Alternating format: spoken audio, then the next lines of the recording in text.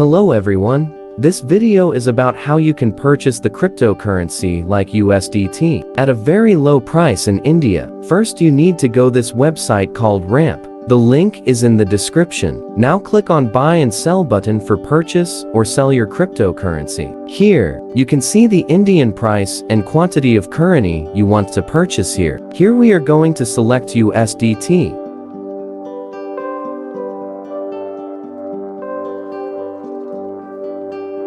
And then select the quantity you want to purchase. You can see the USDT price. It's 83 rupees and rest fee of Ramp's website.